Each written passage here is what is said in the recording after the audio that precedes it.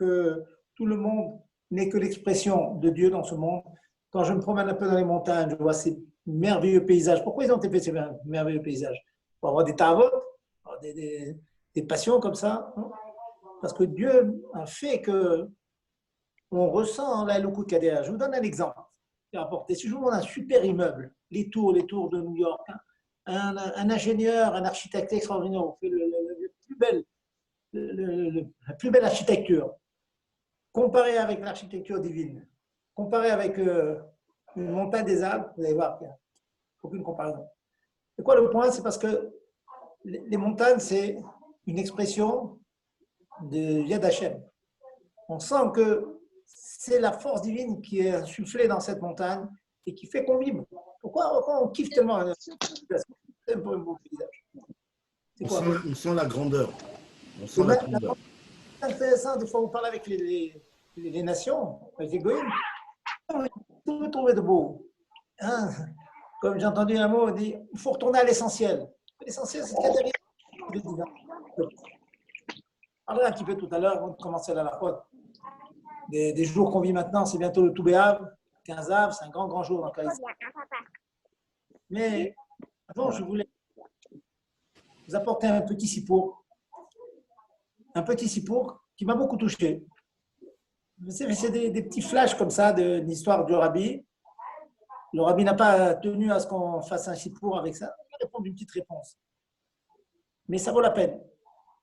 Un professeur connu demande à du Rabbi à propos d'un éventuel changement de carrière.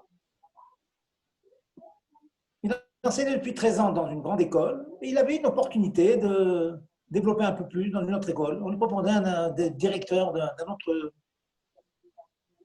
autre institution. Il dit au Rabbi, c'est vrai que je suis confortablement installé. Et donc, mais il pourrait s'avérer très fructueux pour moi de monter en grade et d'accepter un nouveau poste plus exigeant qui va demander plus de force. Puis, le professeur a dit comme Rabbi, un mot, Mina Shamaim qui a dit ce mot et qu'on a été zoché de la réponse du Rabbi. Il dit de toute manière, il dit au Rabbi, rassure le Rabbi en quelque sorte. Je ne perds pas grand-chose. J'ai des conditions telles que si je ne réussis pas dans ce nouveau job, dans cette nouvelle école, alors mon école actuelle m'a promis de me reprendre. Donc, de toute façon, je ne perds pas grand-chose. Je pourrais toujours me retomber sur mes pieds. À ce moment-là, le Rabbi il fiche comme ça une fraction de seconde et il lui fait une réponse extraordinaire. C'est un vrai enseignement pour nous, extraordinaire, pour toute notre vie. Il lui dit les mots, si cette nouvelle position vous attire parce que vous savez que votre ancienne place est toujours disponible, si c'est ça la condition, si vous échouez, vous retournez à votre ancien job, alors gardez votre ancien job. Extraordinaire. La logique dit, la malo, j'ai un nouveau poste, je suis prof dans une plus grande école, mais j'ai peur de changer, j'ai un acquis déjà là où je suis. Donc, le directeur de la première école me dit, vous inquiétez pas, on vous reprend, au pire, on vous reprend. Le Rabbi dit, si vous pensez comme ça, restez dans la première école. Ne vous consacrez pas à un nouveau poste que si vous estimez que l'échec n'est pas envisageable. Le Rabbi lui dit, tu dois fermer sur le tef, on en parlait tout à l'heure avec le Hatzema. Dans ta tête, on est l'idée que tu as un joker que tu peux retourner à un ancien. Pourquoi? Cette façon de penser vous rendra certainement beaucoup plus efficace dans votre gestion du nouveau poste et vous serez obligé de réussir. C'est quand tu es dans un match, dans une situation où tu es obligé de réussir, alors tu réussis. Un chagrin qui va quelque part et dit bon, j'avais une petite route quelque part, on pourrait bon, au pire, si je ne réussis pas la grande, alors je reviens à la petite. Niet. Rabbi, non, reste à l'ancienne. Si tu penses comme ça, hein, si dans ta tête, tu as toujours cette possibilité de devenir à l'ancienne, tu ne vas pas mettre tous tes forces, tu vas appeler à Dassof.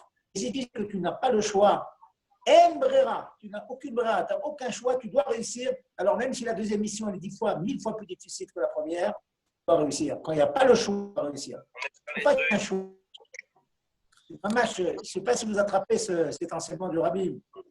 Pour avancer, de brûler tous les points susceptibles d'amener en arrière. C'est tout. Il faut brûler les ponts. Comme ça, les soldats, le capitaine dit, vous avancez maintenant, t'inquiète pas, frère, il y a un pont qui est passé, toute l'armée est passée, on brûle le pont. Parvenu. C'est comme ça qu'on gagne.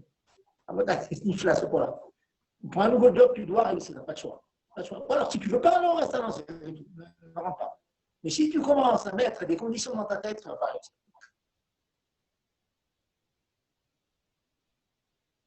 C'est un réflexe conditionné de rabbi. C'est comme ça qu'on réussit. Un chassid Chabad, attaché au rabbi. Le Rav Zerbi, vous m'entendez? Oui, je conseille au rabbi. Est-ce qu'il devait accepter un nouveau poste? Et il a ajouté, il a dit au rabbi, de toute façon, le directeur de mon premier job m'a promis que si ça ne marchait pas dans le nouveau, eh bien quand même il me reprendrait dans l'ancien. Le rabbi a dit, si c'est comme ça, alors il ne faut pas changer. Pourquoi? Parce que si dans la tête, tu prends un nouveau job avec l'idée que tu peux récupérer le précédent, tu ne vas pas mettre toutes tes forces. Il faut absolument brûler toutes les possibilités de revenir en arrière et comme ça tu réussiras. C'est un immense enseignement pour nous laisse une histoire comme ça, une échidoute qu'il a accordé à un professeur, et puis le professeur a raconté l'histoire. Retenez le point. Vous voulez franchir un seuil, il faut se débarrasser du passé. C'est du nouveau maintenant. Si je sais que je n'ai pas le choix, comme un chiard qui est envoyé quelque part, il n'y a pas le choix, tu dois réussir. Il n'y a pas un chiard qui ne réussit pas. À son niveau, réussir, des fois, c'est. Attention, réussir, ça ne veut pas dire avoir 15 binyanim. Avoir un tout petit minyan, quelques plus juifs qu'on a rapprochés, c'est la réussite, c'est la tzlacha. C'est ça le point. C'est bon, Gérard, vous entendez? Voilà, là, on vous entend bien. Hein. C'est bien. Alors, je continue. Je vais vous apporter maintenant, avant de commencer le shiur de l'Akha, vous savez que demain soir, c'est tout béaf. Tout béaf, c'est plein de choses. Il y a beaucoup de shiur des mariages. On a en Israël, c'est une petite fête des mariages, etc., où les calottes elles sortent. Un des points de justification de ce jour sur lequel on ne fait pas le tachanoun, hein, déjà depuis demain après-midi à Milcha, on ne fait pas le tachanoun. Une des raisons qui a été donnée à ces simcha, c'est que c'est la fin de quelque chose. De quoi? Ipsikou, ils ont arrêté de couper les Hatse Amaharacha. Qu'est-ce que c'est Hatse Amaharacha? Les bois qui servaient à entretenir un feu perpétuel dans le Beth Amikdash, grâce auquel feu, on pouvait brûler les corbanotes. On peut s'interroger, waouh, c'est quoi hein? Cette simcha, on coupait du bois dans les forêts, dans les endroits à côté, on réunissait le bois, et ce bois donc qui servait à faire des brasiers dans le. Hein, regardez, on a beaucoup d'ouvrages maintenant qui vous expliquent comment ça fonctionnait dans le Amikdash. Ok, il y avait toujours un feu perpétuel, et on prenait de ce bois. Un jour, on a arrêté de couper le bois. Waouh, c'est une super simcha. C'est quoi le bois? Une petite nekuda pour nous. En fait, couper le bois, c'est une achanat à la mitzvah. La mitzvah, c'est de brûler le korban. Couper le bois, c'est juste une achana, c'est juste une préparation à cet acte de brûler le korban. Qu'est-ce que c'est pour nous le korban? Vous connaissez ce Ramban qui dit que lorsqu'on apporte un korban pour soi sur une fois qu'on a fait, on va penser que le sang qui coule, ça aurait dû être le nôtre. Et Akash Baruch Hu, Bechazdo Agdelim, par sa immense bonté, il accepte notre tchouva et il prend ce korban à la place. Le korban, c'est quoi? C'est karov. Karov. Apporter un korban, le korban, c'est Mikem, c'est vous. Vous approchez de Dieu, vous offrez un korban. Et comment on entretient ce korban? Comment on l'offre à Dieu? En le mettant sur le feu. Et comment est-ce qu'on le met sur le feu? Eh bien, précisément, lorsqu'on prépare ce bois, on arrête de couper ce bois, ça y est, on a les réserves suffisantes jusqu'à la prochaine période, la prochaine saison. Ça veut dire quoi? Ça veut dire qu'on est en joie de dire que le juif est prêt à être Moser Nefesh, oublier toutes ses tavotes personnelles, toutes ses passions personnelles. Si quelquefois, c'est le cas en l'occurrence, au lieu d'être ailleurs, ou à Brunois ou ailleurs, on est dans un endroit dans les montagnes, ce feu doit nous poursuivre. La Torah qui est en nous, elle nous poursuit. On sait qu'on va rencontrer un juif, qu'on va lui parler. On sait qu'on va faire d'autres choses. On va s'asseoir par exemple sur une pierre, on va faire Ashrei Yoshve Betecha, on va dire un mot de Torah, on va dire Passouk de Tehillim. Sachez que le passouk de Tehillim que vous ferez sur ce rocher peut faire en sorte, une autre fois qu'un juif passe par là, il a un Hirur Tshuva, parce que vous avez imprégné la pierre de ce mot de Torah. C'est ça l'union de Hatzema Aracha. Les bois du feu, qui a entretenu le feu pour brûler le korban, c'est offrir le juif qui offre sa neshama à Dieu et qui montre qu'il n'y a pas une pina, il n'y a pas une place de son corps qui n'est pas ni de son esprit, ni de ses midot, son sechet, ses midot, qui ne soit pas consacré entièrement à Dieu. C'est un des points de tout Béab. Tout Béab, ça veut dire qu'il y a un moment de l'année, après toutes les tsarotes qu'on est passées, on ne va pas en reparler, on est Kulo Lachem. En on est le bado. Maintenant que je suis dans les montagnes, je ressens la chose, je suis là, je promène un petit peu. Il n'y a pas autre chose que Dieu dans ce monde-là. Ça veut dire quoi? Une pierre, un arbre, un sapin, un oiseau qui chante, c'est l'expression de Dieu dans ce monde. Et c'est ça qu'on fait à tout Béab. On prépare le bois. Le bois, c'est la achana à la mitzvah, d'être moser nefesh, les gamrés à Dieu, complètement à Dieu. Je vous résume un point profond, beaucoup de mamarines, des sikhot là-dessus. Mais n'oubliez pas ce point. Tout Béab, entre autres significations, entre autres, c'est la Messirut Nefesh. Un grand mot, Messirut Nefesh. Quoi? Ça veut dire se jeter dans le feu? Non. Messirut Nefesh, ça veut dire on est Moser. Ce qu'on est, on l'offre à Dieu. Et on a un guide pour ça. Le Rabbi a su nous donner les moyens de nous consacrer toutes nos forces à Dieu. Dans Fatzat HaMayanot, dans Ribouy, dans Limud HaTorah, Limud HaChassidut, Niglé, Avat Israël, Miftaïm, tous les Nyanim. On est des Chayalim. Un Chabad, c'est un Chayal, quelqu'un qui investit. Il peut avoir n'importe quel job, n'importe quel. Ça peut être un pâtissier, ça peut être un prof, ça peut être un avocat. Sa tête, c'est d'abord un Chabad. Le reste, c'est Idar Pirusha. Le reste, c'est des petites explications. Mais c'est quoi son problème? Quoi qui le préoccupe, c'est sa mission dans ce monde. Et ça, c'est un des points de Hatzema Aracha. Les bois pour le feu c'est Messirut Nefesh, c'est le feu de l'Al-Shama qui veut se donner entièrement à Dieu. Voilà un petit mot, un tout petit mot. Je pense que vous allez avoir des shiurim complets demain sur tout Béa, on va s'expliquer en long, en large, en travers. Donc, intégrer les enseignements, le fait que ces enseignements-là nous pénètrent et fassent de nous un homme un peu meilleur. C'est pas facile, pas facile de changer, je vous l'accorde, même très dur. Mais un petit peu, une tipa, plus une tipa, plus une tipa, une goutte plus une goutte, et à force, on voit que tous ces enseignements font de nous une personne, un homme, une femme un peu meilleure, un peu plus raffinée, un peu plus aimant son prochain, un peu plus aimant Dieu. Et c'est ça le but pour lequel on a été mis dans ce monde. Ok Gérard, c'était clair? Vous avez entendu? C'est bon, vous entendez? C'était clair et limpide. Oh, donc on va... Écoutez, ce que j'ai décidé de faire aujourd'hui, comme Belacha, c'est la suivante. Il y en a deux qui sont très gros, c'est Borer et Bichoul.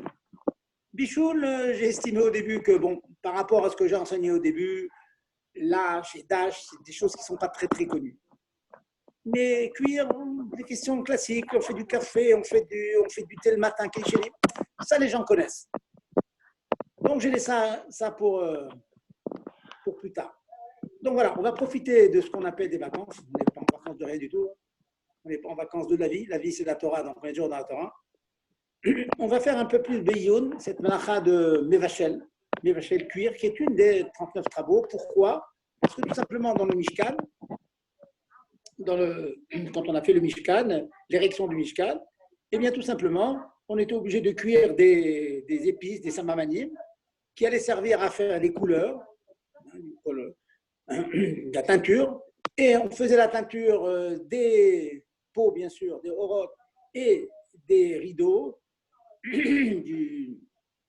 des toiles du Mishkan, et donc cuire, ça faisait partie des melachot qu'on faisait dans le Mishkan, et comme on l'a dit à de nombreuses reprises, ce sont les melachot de la confection du Mishkan qui sont pour nous le modèle que nous transmet la Torah des interdictions de Shabbat. Donc cuire est interdit. Il y a un certain nombre de manières de cuire, donc on va en parler ici. Cuire en hébreu, c'est mevachel. Cuire au four, c'est ofé. Afia. Ce sont deux manières de cuire fondamentalement différentes. Une, c'est avec un liquide, l'autre, c'est sans liquide. Toutes les cuissons dans un liquide ont un titre générique, général, qui est Mevachel. Donc, Metagen en hébreu, vous êtes en Israël, vous connaissez les mots. Metagen, c'est frire à l'huile, c'est comme Mevachel. C'est cuisson avec un liquide. De la même manière, au fait, c'est la cuisson au four. Cuisson au four, c'est une cuisson sans eau. Toutes les cuissons sans eau ont un titre générique qui s'appelle au fait. Donc, tzliya, par exemple, tzliya, à la hèche, hein, en fait, à la hèche. La grillade, aussi, c'est comme au fait. Un, c'est au four, l'autre, c'est sur le feu. Mais il y a deux grandes catégories, en quelque sorte, de cuisson. C'est la cuisson dans un liquide et la cuisson sans liquide. J'insiste parce que un des grands principes qu'on va mettre en valeur et qu'on va éclairer plus tard, c'est que vous allez voir que nous avons l'habitude de ne pas faire un bichoul suivi d'un bichoul qui est différent. Une cuisson sans eau après une cuisson avec de l'eau ou l'inverse sera interdit. Parce que ce sont deux types de cuissons qui chacune apportent un shevar, une amélioration différente à l'aliment. Pourquoi? C'est quoi cette interdiction? Qu'est-ce qui se passe quand on aime le vachel? Tout simplement, quand on aime le vachel, quand on cuit, vous avez un morceau de viande qui n'est pas comestible, très très peu, cru. Grâce au feu, vous le rendez comestible. Tout simplement. C'est un shevar de la chose, c'est méchaber. On va voir tout à l'heure que ce n'est pas seulement dans la nourriture qu'on voit cette chose-là. Vous avez une pâte, on a pétri une pâte, du sel, de l'eau et de la farine, on a fait une pâte, vous la passez au four, c'est tout à fait autre chose. Donc vous avez été mashbiar, vous avez rendu mangeable cette pâte, donc c'est interdit à cause de Mevachel. Ce sont les Av, donc le Av Malacha, hein, les titres de chapitre. Le Av Malacha, donc, c'est cuire à l'eau, Mevachel, et cuire sans eau, au fait. Une précision importante, je dis que c'est mashbiar la chose. Pas forcément que ce serait interdit parce que vous amenez l'aliment à un état de non consommable à un état de consommable. Je m'explique. On va dire un poisson cru, bon, de la viande crue, il y a certains aliments qui sont immangeables crus. Donc le fait d'être mévachel, ça le rend mangeable. Alors on pourrait penser c'est ça mévachel. Non, pas forcément. Même quand vous avez un aliment qui est consommable en état et vous le cuisez avec une certaine chaleur, vous changez le shevar qu'il y a dedans, le goût, et donc c'est assaut. Je m'explique de quoi je parle. Vous pouvez entendre, j'ai déjà entendu, cuire une pomme, quel est le problème? La pomme crue, elle se mange, elle est délicieuse. Donc quand je fais maintenant de la compote de pommes, qu'est-ce que je fais? C'est un goût un peu différent, mais finalement c'est de la pomme mangeable. Je n'aurais rien fait. Eh bien non, c'est faux. Cuire des pommes, quelque chose qui est mangeable cru, est interdit minatora. Pourquoi? Parce qu'il y a un shevar, il y a une amélioration. Peut-être vous aimez la pomme crue davantage que cuite, ça ne change pas. Mais c'est un autre goût, donc vous avez fait une action, une peoula, qui a changé le goût de la chose, qui lui donne aussi un bon goût, peut-être moins bon, hein, selon les goûts, mais en tout cas, vous avez changé le goût de la chose, c'est aussi interdit. Je vais plus loin, l'eau. C'est pas dans l'eau. L'eau, il y a de l'eau fraîche, il y a de l'eau tiède, vous pouvez boire de l'eau. Donc quand je chauffe de l'eau, qu'est-ce que je fais? Je chauffe de l'eau, je bois de l'eau chaude. Je n'ai rien fait à l'eau. L'eau, c'est la même, elle n'a pas changé, elle a juste été plus chaude. Alors on pourrait penser, bon, bah, il n'y a pas de problème. Eh bien non. Le rajout de température, de chaleur à un élément, même que l'élément BETSEM en soi, hein, dans sa maout, dans sa nature, n'a pas changé. L'eau chaude, c'est l'eau froide, seulement vous avez impulsé de la chaleur dedans. Eh bien, c'est interdit. Donc, chauffer de l'eau, c'est interdit aussi binatora. Bien attention à cela. Donc, j'entends souvent quelquefois, bon, certains épices, on peut les manger crus, donc on peut les mettre dans la soupe. Pas du tout. Dès l'instant qu'on cuit quelque chose, même que la chose était mangeable avant la cuisson, c'est quand même interdit. Bon, alors maintenant, on va rentrer dans le... À partir de quand on considère que quelque chose est cuit? On rentre dans les détails maintenant. Prenons l'eau, par exemple. On a l'habitude de dire, la Gemara nous dit, Yad imigia le chom shel yad soledet bo. Chaleur qui brûle la main, yad soledet bo. La Gemara dit un mot chez Nirve Kreso shel Tinok. Si vous le mettez sur le ventre d'un bébé, ça lui brûle le ventre. Bon. Les postes qui me disent c'est très très vague, c'est très difficile à voir. Il y a des bébés qui sont plus ou moins raguiches, plus ou moins sensibles que d'autres. Certains pensent qu'il me dit si on le met dans la main, alors on sent que la ayad nirbit, que la main se chauffe, ça aussi. Il y a des gens qui ont la peau dure, il y en a qui sont plus sensibles. C'est très très difficile de savoir. Je vous donne en gros les chiffres qui ont été émis dans nos poskim. L'eau, c'est énorme, entre 40 et 70 degrés Celsius. Mais faites attention, parce que ça peut être la chouma et la koula. Alors, je vous demande votre attention. Il peut y avoir chouma et koula. Ça veut dire de l'eau qui a été portée déjà à 40 degrés. La chouma, on considère déjà qu'elle est chaude, qu'elle a cuit. Donc, on ne pourra pas mettre, par exemple, puisqu'elle est dans le chien, on ne pourra pas mettre un aliment cru dedans, ou bien un calé à bichoul, des choses qui cuisent facilement. Mais des calés à bichoul, même quelque chose qui a déjà été cuit auparavant, mais qu'on met dedans, c'est déjà cuit. 40 degrés, ça s'appelle chaud. Donc, par exemple, si vous avez un calé richon qui arrive à 40 degrés, on ne pourra pas mettre des feuilles de thé. Je mets le doigt dedans, c'est chaud. Mais vous faites des expériences avant Shabbat, 40 degrés, c'est chaud. C'est une choumra. Maintenant, la koula. La koula, on va dire, oui, mais alors si tu dis maintenant que cette eau qui est arrivée à 45 degrés, elle est cuite, alors on va voir qu'une fois que c'est cuit, on peut rajouter de la chaleur. Je vous donne un exemple. On aura l'occasion de revenir là-dessus. Si vous avez une plata où il y a divers endroits de la plata dont la chaleur n'est pas identique. Vous savez que par exemple, au milieu, il y a une grosse résistance sous la plaque de fer, mais sur les côtés, c'est moins chaud. C'est tout chaud, bien sûr, hein. On peut cuire partout, mais au milieu, c'est beaucoup plus chaud. Sachez, on reviendra dessus, que si vous avez la dafina qui est sur la plata, elle est bien chaude, elle a cuite avant Shabbat, vous avez le droit de déplacer la dafina d'une partie chaude à une partie moins chaude, ça c'est évident, mais même l'inverse. Disons, vous savez qu'elle est sur le côté de la plata, mais bien chaude, elle a cuite, hein, elle est chaude. Maintenant, vous voulez la mettre au milieu, pile sur la résistance. Et vous savez qu'au bout de 5 minutes, vous allez entendre un tour-tour, vous allez entendre un bruit que la résistance, elle a beaucoup réchauffé la dafina qu'il y a sur la plata. Alors, wow, c'est en train de cuire. Si l'aliment a déjà été cuit entièrement avant Shabbat, il n'y a pas un bichou le chabichou. Par contre, si c'est de l'eau, imaginons que c'était de l'eau. L'eau a été mise dans une casserole sur la plata, sur un côté, elle atteint 45 degrés, vous le savez, vous avez d'expérience. Maintenant, pendant Shabbat, vous avez la bonne idée de prendre cette même eau et la mettre sur la partie bouillante au milieu de la plata. Vous la déplacez sur la plata. Elle va passer de 45 à 70 degrés. Ça, c'est interdit. Pourquoi ? Parce que peut-être que le vrai de Yatolé d'Edbo, c'est à partir de 70 degrés, mais au-dessous, moins que 70 degrés, ce n'est pas encore complètement cuit. Donc, si vous l'amenez de 45 à 70, waouh, c'est cuire. Vous voyez ?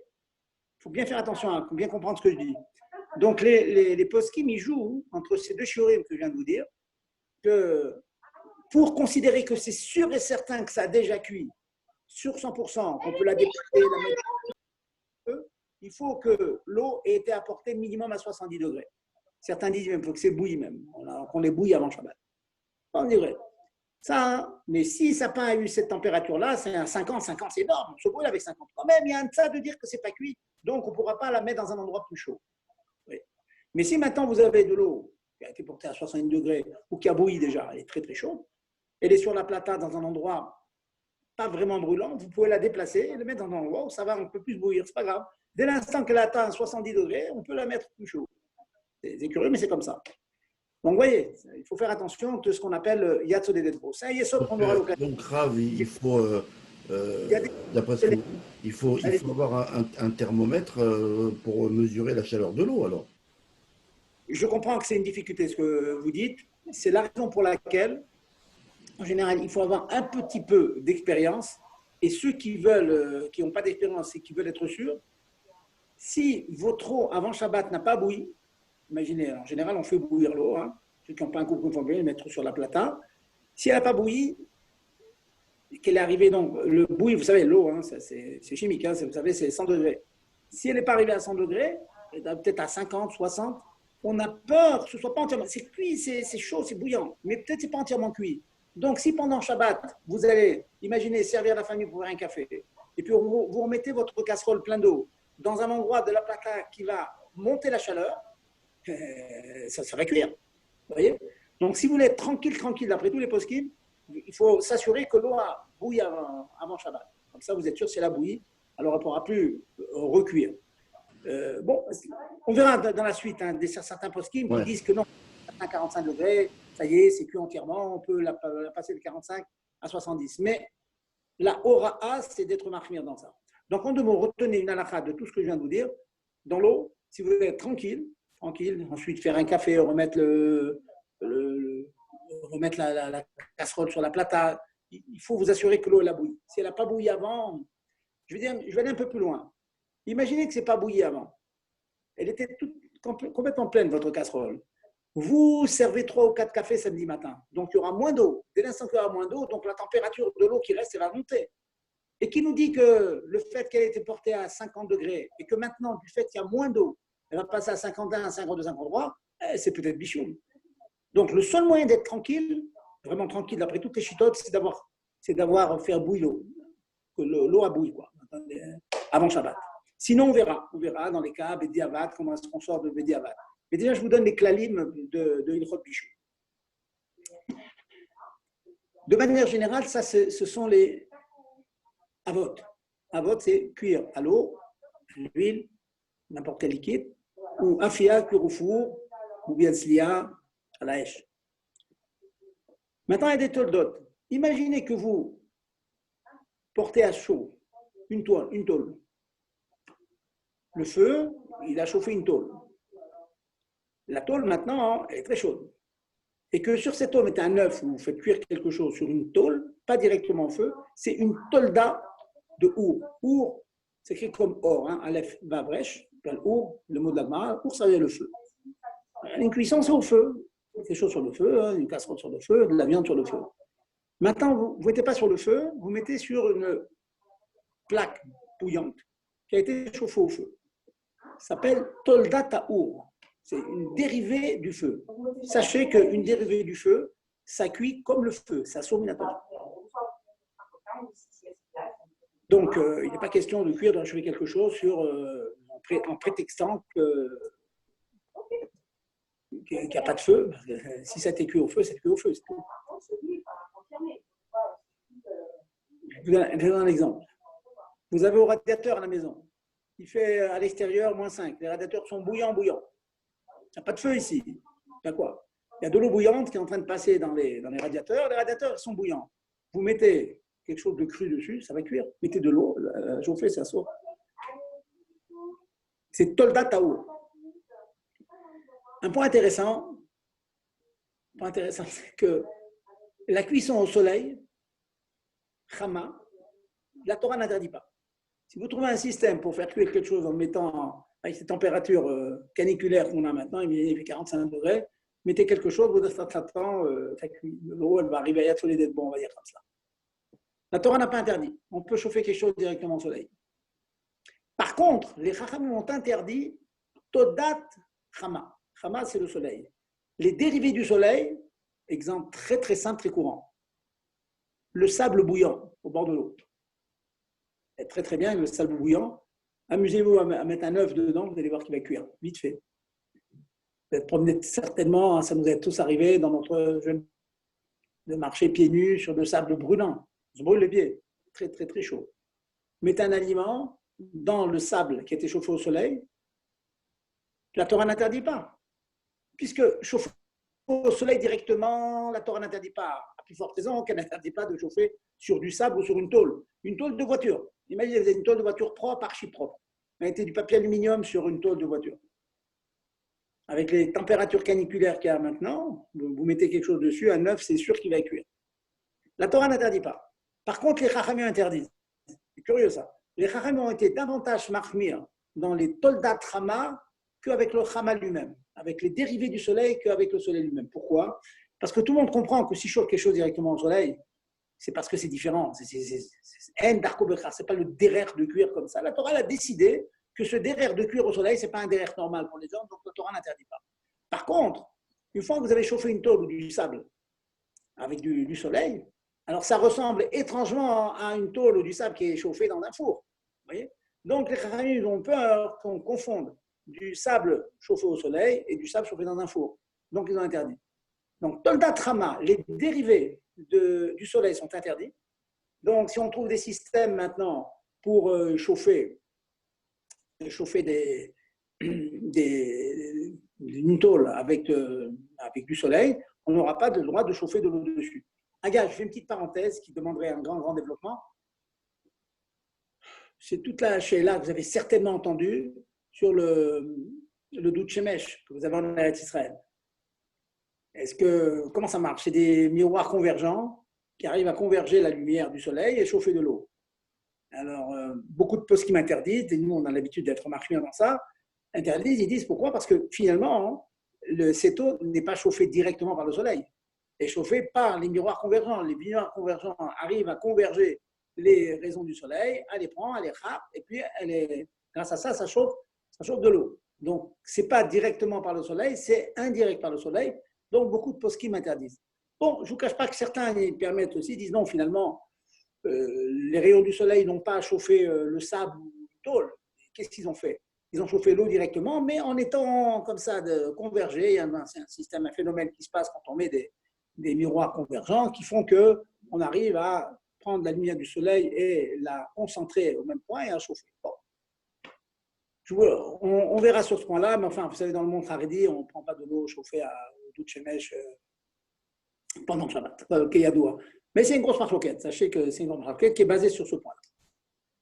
Voilà, donc je vais parler donc de la cuisson, les toldot, les avot d'abord, les chefs de file, les toldot. Toldot, c'est une cuisson au 2e degré grâce à une tôle ou du sable chauffé au feu. Il y a des choses que les Chachamim nous ont interdites, qui ressemblent étrangement à un bichoul, mais qui interdit seulement par nos Chachamim, pas par la Torah. Deux manières. Vous avez certainement entendu parler des mots suivants qui disent Maliar que rotéach,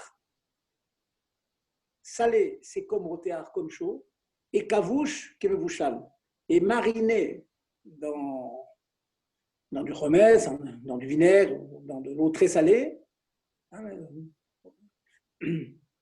Kavouche que mevouchal, c'est comme un bichoul. Donc si vous prenez un cornichon cru et vous le mettez dans une saumure, ça ne va pas cuire au sens toranique du terme avec la chaleur. La Torah interdit le bijoul que quand il y a une chaleur. Si quelque chose devient tendre et mangeable et comestible par une autre méthode, ce n'est pas interdit par la Torah. Mais nos Chachamim interdisent, tout simplement pour la raison que ça ressemble, on pourrait confondre avec un bichoul. Alors dans les achot Issour Ve'eter, c'est certain que si vous avez mis un morceau de viande et un morceau de fromage, par exemple, vous avez mis ça dans le sel il va faire des interactions entre la viande et le fromage. Le fromage va devenir interdit parce qu'il va prendre le goût de la viande, et la viande va être interdite parce qu'il va prendre le goût du fromage. Ça, c'est clair. Dans Ilchot Issour Ve'eter. Mais dans Ilchot Shabbat, il n'y a pas ça. La Torah n'interdit pas. Seulement, les Chachamim ont dit que, comme on a l'habitude de dire, Kavouche, Kemibouchal, et les Maliar Kerotéach, donc, on fait très attention de ne pas saler pendant Shabbat ou ne pas faire mariner quelque chose pendant Shabbat parce que ça ressemble à un bichou. D'autres cas aussi, pour montrer les toldot qui ne sont pas liés forcément à la nourriture, par exemple, faire fondre de la cire. Imaginez que par mégarde, il y a un endroit qui est chaud et vous approchez une bougie. Faire fondre de la cire, ça s'appelle cuire aussi. Faire fondre un matériau quelconque, un métal quelconque, c'est aussi Mechamem, les potes disent Mechamem matechet. Faire chauffer un métal, c'est aussi une tolda. Plus loin même, on va aller plus loin. Si on a du bois qui est un petit peu mouillé, un petit peu humide, et le mettre proche d'une source de chaleur, d'un feu, et ça le sèche, ça le durcit comme ça, c'est aussi bichoul, c'est même pas cher. J'en profite pour vous dire aussi un cas qui peut arriver. Je ne suis pas encore arrivé aux applications pratiques, mais un cas fréquent. Quand vous avez une serviette mouillée, n'ayez pas la bonne idée de la mettre sur un radiateur parce que c'est cuir. L'eau qui imprègne la serviette, elle s'évapore parce qu'elle chauffe, elle s'évapore. Donc, surtout, on ne fait pas sécher des habits mouillés près d'une source de chaleur.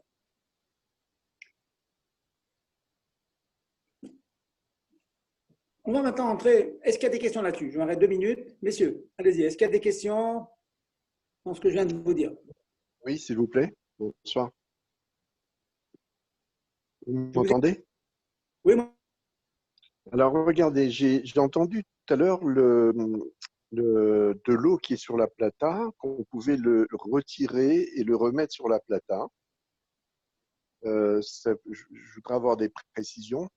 Et sur le fait de saler, est-ce que c'est salé dans l'esprit de saumurer ou juste salé, ou alors étendre la question sur les épices? Bon, je vais vous répéter ce que j'ai dit déjà pour l'eau. Je répète ce que j'ai dit, que si vous avez de l'eau qui a déjà été cuite avant Shabbat et avoir la certitude que ça a été cuit, c'est qu'elle est bouillie. Sinon, vous rentrez dans des marloquettes. Si c'est arrivé à 50, 60, ça, c'est des marloquettes, c'est des discussions, divergences d'opinion des poskim. Mais le cas qui est les malades de tout le monde est d'accord. Si de l'eau a bouilli avant Shabbat, c'est ce qu'on fait en général. On fait bouillir l'eau et puis on la laisse sur la plata. Une fois que vous avez votre marmite sur la plata, il peut vous arriver de prendre cette marmite et de servir toute la famille des cafés ou du thé, oui. Il faut certaines conditions. Hein. Je ne suis pas encore là. Ça sera, je pense, le prochain shiur, Bezat Hashem, des conditions de ce qu'on appelle de chazara. Il faut un certain nombre de conditions que je peux vous dire très brièvement, mais on va revenir longuement là-dessus. Il faut avoir, au moment où je prends la marmite, avoir l'intention de la remettre. Il faut la tenir dans les mains. Il faut ne pas verser dans un autre kéli. Il faut que le feu soit couvert. Quand on remplit 5 conditions, on peut prendre, serrer tout le monde et mettre la marmite sur le feu. Et j'ai dit tout à l'heure qu'on a le droit de remettre la marmite sur le feu, même dans un endroit de la plata qui est plus chaud que le précédent. Pourquoi? Parce que je parle d'eau qui a été déjà bouillie. Donc, une fois qu'elle a été bouillie, elle est encore chaude. Donc, il n'y a pas de problème de la remettre sur la plata. Ça, c'est un. Maintenant, vous parlez de Karouche Kemevouchal ou bien Malière Korotea. De manière générale, effectivement, Chachamim, ils ont craint qu'ils ne veulent pas qu'on sale.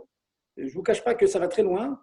Quand vous avez des radis, par exemple, à table, si vous mangez des radis salés, il faut tremper votre radis et le manger. Il ne faut pas, pendant Shabbat, prendre du sel et commencer à saupoudrer vos salades de sel, sauf si vous avez mis un liquide avant. Parce que le liquide, il va casser. Il va être chauvert, koach à melach. Et donc, il va casser son koach. Mais s'il ne casse pas ce koach-là, je sais que c'est dur, hein, mais je dis souvent, attention, si vous avez des cornichons, vous avez à table comme ça, des radis et tout, il ne faut pas les saler pendant Shabbat. Il ne faut pas les saler pendant Shabbat. De la viande, il n'y a pas de problème, parce que la viande, c'est déjà cuit, vous voyez, mais tout ce qui est chayach à faire de la saumure avec, on ne le sale pas pendant Shabbat. Autre question? Oui, une petite précision sur les gouttelettes qui reposent sur le couvercle de la marmite. Est-ce que ça pose un problème quand on le déplace et quand on le remet? Alors, je vais en parler tout à l'heure. Je vais quand même vous répondre. Hein, quand il y a une question, il faut répondre. On va voir ça en détail, pourquoi du comment. Mais les gouttelettes qui sont sur la marmite, tant que la marmite est un peu tiède, pour nous, pour Chabad, il n'y a pas de problème de remettre le couvercle sur la marmite, ensuite remettre la marmite sur le feu. Pourquoi? On va voir que de l'eau qui a été bouillie et qui est encore un peu chaude, d'après le Rama et Admor Hazaken, il n'y a pas bichoul après. Pour les Sfaradim, c'est plus marmire, mais je vais en parler après. Donc pour nous, il n'y a pas de problème. Par contre, si les gouttes elles ont complètement refroidi, oui, c'est un problème. Elles ont refroidi, donc Yesh bichoul à bichoul, dans Dabarlach, chez Nika, Dabarlach, un liquide qui a complètement froid, oui, il y a un problème. Bon, ça très brièvement, mais je vais rentrer dans les détails sur cette question. Autre question? Les épices? Les épices? Les épices, ben, c'est cru les épices. Hein. Et puis donc c'est évident, on n'a pas le droit de mettre des épices dans Kéli Rishon. Du poivre, etc. dans Kéli Rishon dans la lave, ça n'a pas le droit. Et si vous voulez être tranquille, il faudrait, une fois que vous avez versé de la lave dans votre assiette, ce que je conseille vivement à beaucoup, on va en parler encore après, mais je vois dans ma propre famille, bon, j'ai des enfants, Il m'a dit, dès qu'ils ont, avant de savoir si c'est salé ou pas ce qu'ils ont dans la recette, ils prennent la salière et ils laissent dessus. Comme ça, c'est un réflexe. Je leur dis, mais faites pas ça, il faut vérifier que la daf n'est pas bouillante. Si elle est bouillante, le sel, on va voir après, hein, le sel, il va cuire. Et même que le sel a déjà été cuit, il y a un problème avec le sel. On va en parler après. Et là, je la transition avec ce que je veux faire avant d'arriver à tous ces détails. Alors, on a un principe. Alors voilà, je passe déjà maintenant à un autre registre. On tourne une première feuille, une première page. On a parlé donc des Avot, Toldot, Yatod et Dedbo. Maintenant, les grands principes. Les grands principes de Bichoul, que vous connaissez certainement. Un qui s'appelle En Bichoul Achar Bichoul. En Afia Achar Afia. Je vais vous donner, donc, je traduis et je donne un exemple que ce soit concret dans la tête de chacun. En Bichoul Achar Bichoul, ça veut dire qu'un aliment qui a été cuit entièrement avant Shabbat, si on le recuit pendant Shabbat, il n'y a pas de issour. Il n'y a pas de issour. C'est moutard, en deux mots. Si vous avez un schnitzel bien sec, vous avez un œuf qui a été cuit, vous voulez le réchauffer pendant Shabbat. Je peux le réchauffer. Si la dafina, alors faites attention, d'abord, avant de commencer à dire toutes ces fautes que je vous dis, prendre quelque chose qui est froid et le réchauffer, ce n'est jamais permis directement sur le feu, directement sur la plate. Donc, surtout ne comprenez pas de tout ce que je vais vous dire maintenant qu'on pourrait, d'une manière quelconque, prendre quelque chose de froid et le mettre sur la plata. Ça n'existe pas. Jamais, on ne met jamais rien sur la plata sur le feu. Jamais. C'est un iso des rabanan, mais c'est encore une fois l'objet d'un autre shiur. Mais je suis obligé d'en parler pour pas qu'il y ait d'erreurs qui s'installent dans vos têtes. Donc, il y a ce qu'on appelle un problème de merzé kevachel, niré kevachel. Prendre un aliment cuit entièrement, une chala, un œuf cuit, le mettre sur la plata. Sur un feu, c'est interdit. La plata, bon, il y a des discussions, certains permettent, mais chez nous, c'est interdit. On ne met rien sur la plata, directement. On considère que la plata, c'est un feu, même que c'est un feu couvert, ce qu'on appelle garou vekatoum, mais on n'a pas le droit de mettre quoi que ce soit sur la plata. Voilà. Comme ça, on tient. Encore une fois, des marloquettes, il y en a partout, au Hachem. Je dis, c'est comme ça qu'on tient, on ne met rien sur la plata. Par contre, on pourrait mettre, par exemple, vous savez tous qu'on a le droit de mettre quelque chose sur le couvert d'une marmite qui est sur la plata. Couvert d'une marmite. Alors là, il y a ce fameux principe que je viens de vous dire, que en afia acharafia, en bishul achabishul. Quelque chose qui a été cuit sans eau, je pourrais la recuire, la réchauffer sans eau si je ne mets pas directement sur la plata. Exemple. Vous connaissez tous. Un gâteau, une challah. Elle est froide. Je veux la réchauffer. Il n'y a aucun issour de la mettre sur un radiateur bouillant ou de la mettre sur le couvercle d'une marmite qui est sur la plata. Pourquoi? Parce que une chose, un aliment qui a déjà été cuit sans eau au four ou bien grillé, le fait de la recuire au four, c'est-à-dire de la cuire sans eau, ça ne fait que rajouter de la chaleur, mais ça ne change pas sa ma'out. La challah était froide, elle revient chaude, mais elle ne se cuit pas encore, elle est déjà cuite la challah. Voyez? Un œuf qui a été cuit à l'eau, il est cuit, il est dur. Il y a la dafina qui est sur la table, attention, pas sur la plata. On a sorti la dafina, elle est sur la table. Vous avez une cuisse de poulet bien sèche, un schnitzel bien sec, je dis bien sec, on verra ensuite si c'est un peu mouillé. Un œuf, c'est un bon cas, il est sec, votre œuf. Vous pouvez mettre l'œuf dans la naf, au bout de 5 minutes, il va être bouillant. C'est moutard. Parce qu'il a déjà été cuit. En bichoul, achar bichoul. Quelque chose qui a été cuit, je peux le recuire. Hors du feu, hein, encore une fois. Sur le feu, c'est toujours interdit. Vous prenez un œuf, vous le mettez sur le radiateur. En hiver, chez nous, les radiateurs sont bouillants. Je mets un œuf, je mets des chalots. Vous voyez? On a le droit. Ça, c'est afia harafia. Enfin, c'est-à-dire toute chose qui a été cuite au four, on peut le réchauffer sur le couvercle d'une marmite, sans problème. Le couvercle d'une marmite, c'est un réchauffage sans eau. C'est comme afia. Quelque chose qui a été cuit à l'eau, encore une fois, vous pouvez le recuire à l'eau, mais hors du feu. Alors, comment c'est possible de cuire à l'eau hors du feu? Tout simplement, vous avez une marmite d'eau bouillante. On a enlevé du feu, ou bien le cas classique, c'est la gaffe. Vous sortez la gaffe, un nikitouche, tiens, allez, il y en a qui savent ce que ça vient. Il y a la grosse casserole de nikitouche qui sort, et il y a des œufs de la veille qui sont froids. Vous pouvez les mettre dans la soupe, dans le liquide. Vous pouvez le droit de le mettre et va cuire. Hors du feu, bien sûr. Pourquoi? Parce qu'il s'était cuit à l'eau avant, l'œuf, et maintenant il va réchauffer à l'eau, c'est mouta. En deux mots, l'idée, c'est que le shevar, l'amélioration que vous obtenez en réchauffant de la même manière que la première, n'est pas suffisante pour que la Torah interdise. La Torah interdit seulement que si la manière de cuire en deuxième position apporte une transformation profonde dans la nourriture. Je m'explique. Alors là, je rentre dans le deuxième registre qui s'appelle Bishul Acharafia ou Afiou Achabishul. Vous avez fait une cuisson à l'eau. Cuisson à l'eau. De la viande qui a été cuite à l'eau. Vous êtes tous d'accord que si maintenant je fais griller cette viande, je la passe au four, elle n'aura pas le même goût que lorsqu'elle a été cuite à l'eau. La viande à l'eau. Et des viandes au four, ça n'est pas la même chose. Donc si vous avez maintenant, imaginons, de la viande qui a été cuite à l'eau, même frite dans de l'huile. Et maintenant, cette viande-là, vous la mettez proche d'un feu. Alors, de toute façon, elle était cuite. Donc, s'approcher du feu, ça va faire quoi? C'est rien, une bichoul à kharbichoul. Non, ce n'est pas bichoul à kharbichoul, ça. Ce que je viens de vous dire, c'est afia kharbichoul. Ça a été cuit à l'huile ou à l'eau d'abord. Maintenant, vous êtes en train de la recuire au feu direct. Ça, c'est interdit. Parce que le feu, il va porter un autre goût. Et très bien d'ailleurs, certains, j'ai déjà vu ça, des gens qui font du poulet, du blanc de poulet. D'abord, ils le font cuire à l'eau, après, ils les font rôtir. C'est beaucoup plus tendre, c'est bien meilleur. Parce que comme ce sont deux types de cuissons différentes, à savoir une dans un liquide et l'autre rien qu'avec la chaleur ambiante, ou le feu ou le four, le feu direct, c'est slia, c'est agréable, ou dans le four, la cuisson au four. Donc là, vous apportez ces deux types de cuissons différents, donc c'est interdit. À cause de ça, on a un grand problème, je n'en fais pas. J'ai dit que le pain a été cuit au four. Vous avez du pain dans le congélateur, vous le sortez du congélateur, vous vérifiez qu'il n'y a pas de glace dessus, hein, qui va cuire. On le frotte, on les cuit bien. On peut le réchauffer sur le radiateur ou sur le couvercle d'une marmite. Pourquoi? Parce que le couvercle d'une marmite va chauffer sans eau. Donc c'est afia. Premièrement, elle a été cuite au four, c'est trala. Maintenant, vous la recuisez.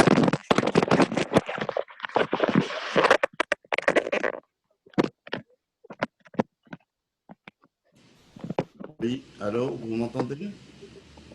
Oui, vous m'entendez? Bien, on continue. C'est les attentes. Quand il y a du direct, c'est comme ça. C'est pour tout le monde pareil. On dit c'est les aléas du direct. C'est la réalité. La réalité, il y a toujours des pics, des bugs dans la réalité. C'est comme ça. Chez moi, déjà le iPhone, il a sa place entre des Sfarim, etc. Ici, là, je l'ai bloqué entre deux choses. Et même, je ne vous cache pas que je suis en train de le tenir maintenant. J'ai toujours le bras allongé. Bon, c'est bien. Ça me fait un scoop. Eh bien, donc, j'étais en train de vous dire que si maintenant, vous faites deux types de cuisson identiques, à savoir, la première, c'est d'abord avec dans le four, le gâteau, le pain a été cuit dans le four. Maintenant, vous le réchauffez sur la marmite ou sur le radiateur. C'est deux types de bichoul sans eau. Donc, c'est moutard. Maintenant, regardez bien. Vous avez des croûtons. Vous voulez prendre des croûtons qui ont été cuits qu'au four, qui ont été grillés au four. Prenez des croûtons au sème, on va dire, ça se trouve, c'est très à la mode. Vous mettez ça dans votre bouillon. Donc, s'ils ont été cuits qu'au four auparavant, et vous le mettez dans votre bouillon qui est très très chaud, c'est bichou, la harafia, ça c'est assour.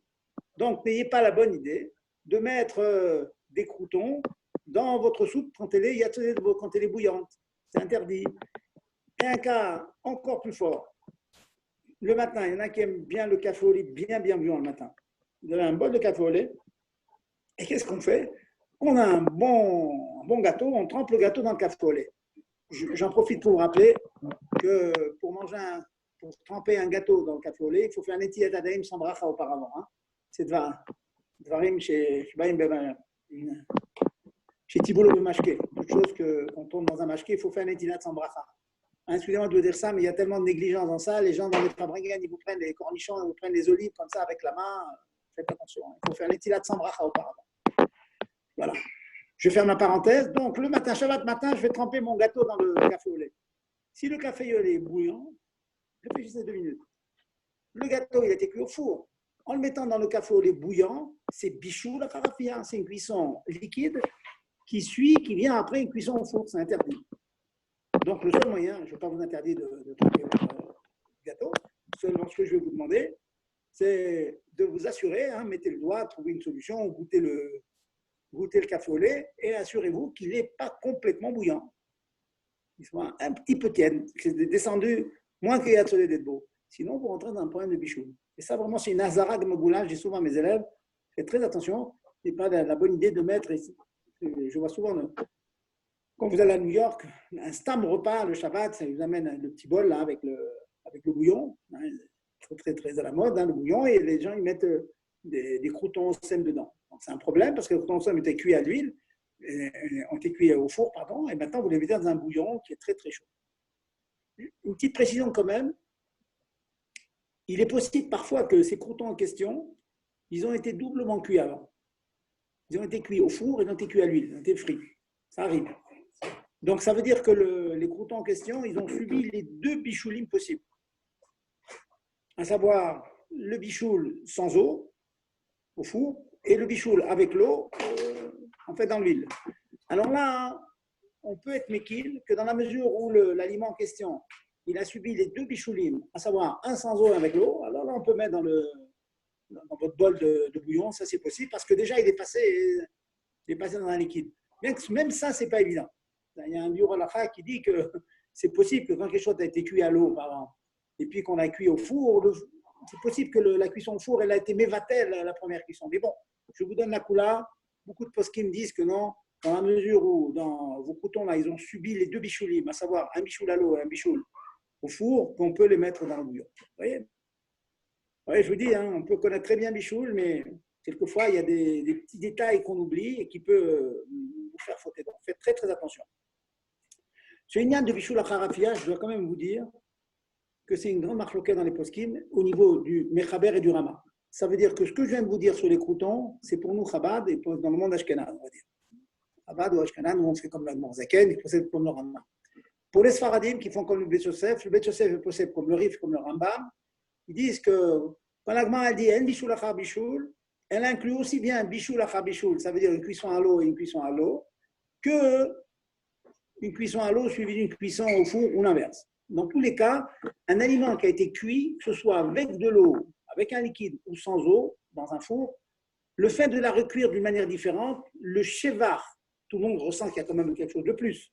C'est évident qu'un morceau de viande qui est d'abord cuit à l'eau puis cuit au four, c'est pas la même chose que si c'est que four ou que eau, c'est évident.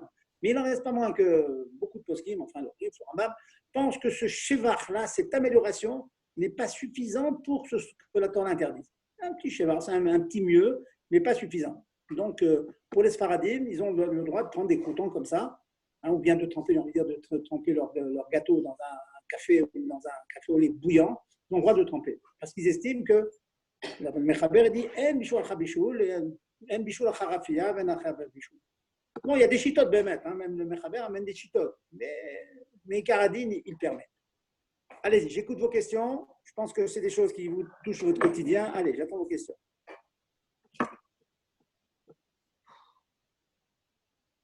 C'est vrai? Vous m'entendez? Oh, allô, allô? Oui, on entend. Non, mais c'est étonnant qu'il n'y ait pas de questions, quoi. Je comprends pas. Ferme la porte. Allez, j'écoute vos questions, allez-y. Non, moi j'avais juste une petite question. C'est quoi le principe des croutons dans le bouillon de poulet chaud? Enfin, le bouillon de... Je vais répéter. Le principe est très simple. Il y a des croutons qui subissent beaucoup de traitements. Le crouton classique, c'est quoi? Ou bien une biscotte. C'est quoi une biscotte? Une biscotte, c'est un aliment qui a été cuit au four. Un aliment qui a été cuit au four, beaucoup de poskim pensent, et Admor Zaken y pense, comme ces poskim-là, que bien qu'il ait été cuit au four, si on le recuit à l'eau, c'est interdit. Pourquoi? Parce que la cuisson à l'eau va rajouter une amélioration, un shevar dans la cuisson au four, et ce shevar, la Torah l'interdit. Tout simplement. Ou l'inverse. Ça, je vous ai apporté quelque chose qui a été cuit au four, vous allez le mettre dans un liquide. Maintenant, l'inverse. Imaginez que vous avez quelque chose qui a été cuit dans un liquide. Et maintenant, vous le mettez à côté d'un feu. C'est pas grave, quel problème. Il a été cuit de toute façon, un bichoul à bichoul. Non, parce que si tu prends un aliment qui a été cuit à l'eau, une viande qui a été cuite à l'eau, et tu le mets à griller, tu verras que la grillade va ajouter à cette viande déjà cuite, certes, à l'eau, elle va ajouter un chevac, une amélioration telle que la Torah interdit. Elle estime que cette amélioration qu'il y a dans cet aliment est suffisante pour interdire. Et la Torah l'interdit. C'est clair? Non, j'ai bien compris, mais le principe, c'est quoi? Afia, Acharé, Bichoul? Afia, Acharé, Bichoul, c'est interdit. Et Bichoul, Acharé, Afia, c'est interdit. Ah, donc, alors, c'est-à-dire quoi? Crouton au sel, comme vous avez dit, et qu'on rajoute de bouillon dessus, on n'a pas le droit. Et voilà. Bouillon et qu'on met des croutons dedans, on n'a pas le droit. Shabbat, bien évidemment. Exactement, Khazak. Ou d'un gâteau Shabbat matin dans le café. Dans le lait. Mais oui, mais et le principe de Kelisheli, Shlishi, ça ne tient pas? Voilà. Ça, c'est une question. Ça, c'est une question. Ah oui. Alors, tout ce dont on parlait, c'est dans Keli Rishon. Maintenant, Admour Hazaken, il dit que même dans Keli Sheni, c'est interdit. Ah. C'est interdit. Une des raisons, c'est parce que le gâteau ou la chalak a déjà été cuite au four, elle est ce qu'on appelle kalé à bichoul, bichon kal, facile. Kal à bichoul. Donc, même dans Keli Sheni, il y a certains aliments qui cuisent facilement, et donc, même dans Keli Sheni, c'est interdit. Le seul moyen, si vous voulez, pour tremper vos gâteaux, vos croutons, c'est faire Keli Shlishi. Ça veut dire, ça va déjà de la casserole qui est sur le feu, ensuite une soupière, et ensuite une assiette. La troisième. Dans l'assiette, ça pourrait être moutard. Voilà, exactement. C'est moutard ou ça peut être moutard? Moutard. Dans le troisième, c'est moutard. D'accord. Et dans le même principe, une épice qu'on met, vous savez, le cumin, qu'on met sur des fèves directement quand on sort les fèves chaudes de la plaque. Est-ce que le cumin qu'on met directement sur le… Avant de le mettre dans notre assiette, il faut mettre dans notre assiette le cumin ou alors même dans le kélicheni? Là, faites très attention, on n'a rien gagné. Écoutez-moi bien. Parce que le cumin, il est cru. En parlant, hein, c'est des choses, c'est des croutons qui ont été cuits au four. Maintenant, on va mettre dans le liquide. Le cumin, il est cru. Oui, mais ça donne. Mais ça, le cumin, le cumin, ça donne une. Oui. Ça fait une cuisson en plus, non? Alors, c'est pour ça que je vous dis, le cumin, c'est complètement interdit de le mettre sur des fèves. Pour le mettre sur des fèves, c'est pas compliqué. Hein. Vous laissez 2 minutes les fèves dans votre assiette, elles sont chaudes, mais pas bouillantes. Dès que c'est pas bouillant, vous le mettez. Mais si c'est vraiment bouillant, c'est complètement interdit. C'est complètement cru. C'est comme le poivre, on ne peut pas mettre quelque chose. Oui, donc toujours de la même manière. Donc, le plat de la plaque dans une soupière à l'assiette, oui, permis le cumin. Chichi, vous pouvez mettre, absolument. Ah, d'accord, ok. D'accord. Toda. Autre question? On parlera un peu plus tard de Atmana. Oui, excusez-moi, même principe dans les gâteaux, dans le lait chaud. Absolument. Gâteau dans plein de choses, exactement pareil. Si maintenant, votre lait chaud, vous êtes arrivé à Keli Shlishi, c'est-à-dire il y avait le koum. Ensuite, vous avez 2 bols. Premier bol, deuxième bol. Donc, le deuxième bol, c'est Shlishi. C'est moutard de tremper votre gâteau, absolument. Ah, d'accord, ok, toujours le même principe. Ok, très bien. Merci. Donc, Keli Shlishi, c'est moutard, oui. Maintenant, je vais terminer avec une halakha qui est très fréquente. Il y a le tchoulant, la dave qui brûle. La dave qui brûle. Alors, elle brûle, la pauvre dave, on a envie de la sauver. Pour la sauver, il faut ajouter de l'eau. Si vous ajoutez de l'eau dans la dave, l'eau, elle va cuire. Donc, c'est interdit de mettre de l'eau dans la dave. Question, est-ce que je peux mettre dans la dave de l'eau bouillante qui est dans le koum-koum? Alors, je vais vous donner le mécanisme. Hein, et dans les shiurim suivants, je vous expliquerai plus en détail. Pour avoir déjà la permission de prendre la daf, de l'enlever de la plata et de la remettre, il faut toutes les conditions que j'ai citées tout à l'heure. En tout cas, la daf, il faut la tenir dans la main. Alors, écoutez bien. La daf est en train de brûler. Vous sentez, ça sent brûler, le roussi un petit peu. Donc, vous prenez la daf, vous la mettez sous le koum-koum. kumkum, c'est évident que l'eau qui est dedans, elle a complètement bouilli. Donc, le fait d'ajouter de l'eau bouillie dans la daf qui est en train de brûler, l'eau ne va pas cuire parce qu'elle est déjà cuite entièrement. Tout ce qui est à l'intérieur de la daf qui commence à brûler, il a complètement été cuit.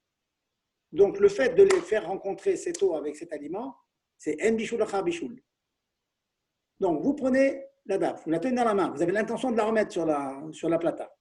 Vous la mettez sous le kumkum, vous ouvrez le robinet du kumkum, il y a de l'eau bouillante qui va tomber dessus, vous recouvrez la daf avec son couvercle, à la suite de quoi vous remettez sur la plata. Ça marche. Si vous avez bien fait attention à toutes les conditions que je viens de dire. Premièrement, j'enlève la daf avec l'intention de la remettre. Je la découvre. Je la mets sous le kumkum qui contient de l'eau bouillante, qui a bouilli. Je verse de l'eau bouillante, je referme la plata, la casserole de daf, je la referme, je la recouvre hors du feu, et ensuite je remets sur la plata. Si j'ai fait comme cela, tout est permis. De préférence, tâchez de mettre la daf, quand vous la mettez sous le kumkum, à une distance un peu lointaine. Il ne faut pas le coller au robinet. Pourquoi? Parce qu'il y a un risque, je dis seulement, parce qu'on peut trouver des hétérines là-dessus. Il y a un risque si il y a de la vapeur, il y a toute la zéa qui sort de votre daf, qui est viande, elle va rentrer dans le kumkum et votre kumkum, il risque de devenir bassari. Or, vous savez très bien que le kumkum, il y a de l'eau dedans, tout le monde fait le café au lait. Les enfants font du café au lait avec cette eau. Donc, le kumkum, en général, il est parvé. Donc, pour ne pas lui enlever son statut de parvé, donc tâchez de faire en sorte que la daf ou n'importe quelle casserole que vous mettez au-dessous soit un peu éloignée. Bon, si par mégarde vous avez approché, Bedi Avad, ça reste comme un cachère. Ça reste... Mais cette distance, c'est combien, Rav? C'est pas marqué dans. Il faut voir, ça dépend d'un métier. Quelquefois, vous avez une daf, quand vous l'ouvrez, bon, il y a plein de buées. Bah oui. Donc, c'est au cas par cas. Mais je vous rassure, si un jour, ça s'est un peu rapproché, Bedi Avad, on est liquide. Parce qu'il y a de la place pour. Oui, Bedi Avad. Ce que vous dites, c'est les khatri, faites attention. Pourquoi? Parce que les poskim me disent, dans la mesure où cette buée, de toute façon, elle a de la place pour partir à gauche, à droite, un peu partout. Donc, elle n'a pas le temps, en quelque sorte, vraiment de s'agripper au kumkum. Mais faites attention quand même. Hein, ça peut arriver quelquefois qu'il y ait une grosse vapeur là, de la dave qui va s'incruster dans les parois du kumkum. Vélo méchané vendredi soir ou samedi midi, ça dépend. Aucune différence. Aucune différence. Allez-y, posez votre question. Si je peux me permettre. Oui, on est là pour ça. Non, j'avais entendu tout à l'heure et j'avais toujours appris que quand on enlève le mircé d'un cire et que les gouttelettes, juste on le met un peu comme ça pour servir un enfant avant de servir tout le monde, hein, je parle. Les gouttelettes qui sont dans le couvercle, vous avez dit tout à l'heure que… Il n'y a pas de problème. Il n'y a pas de problème en vrai. Elles ont déjà cuites. Elles sont chaudes encore. Donc, même si elles tombent sur la plata, on a l'impression que ça fait comme ça, on a l'impression qu'elles se recuisent.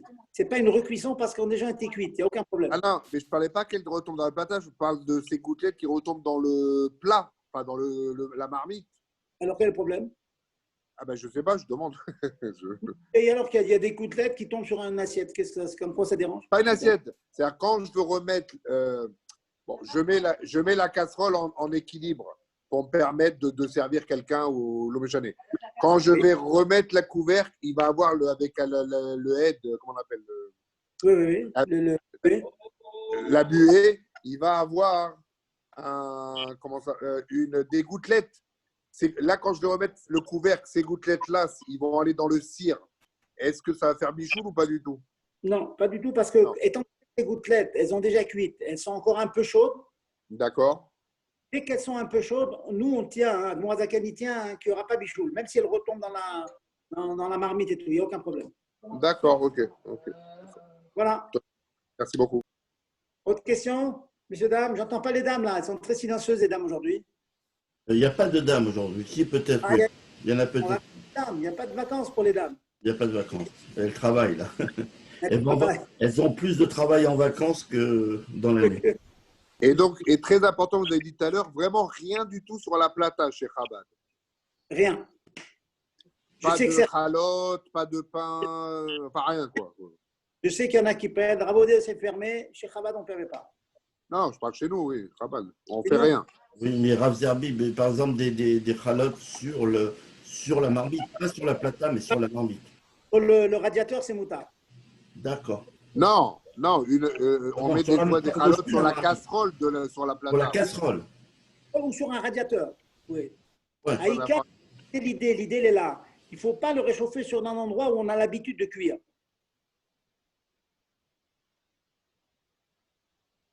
Mais par contre, directement sur la plata, on a oui l'habitude, c'est un feu. Voilà. Bah, oui et non, grave, parce qu'on fait rarement un plat sur une plata. C'est vrai, mais quand même, la plata, c'est quand même, vous savez, de plus en plus on en fait maintenant. Hein. J'ai vu souvent les traiteurs, hein, quand on fait des repas Shabbat, on utilise la plata. Bon, c'est vrai. Parce Ah, que c'est pas pratique, c'est pas très pratique, c'est pas très chimouchi. Mais BSM, c'est voilà. un feu. Il est là pour ça, il est là pour conserver la chaleur et de la lave.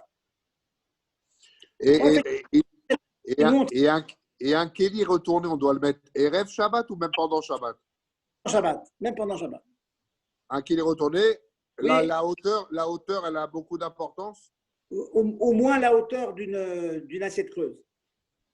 Bon, très bien. Ok, donc classique. Et là, on peut mettre des chalotes, on fait ce qu'on veut.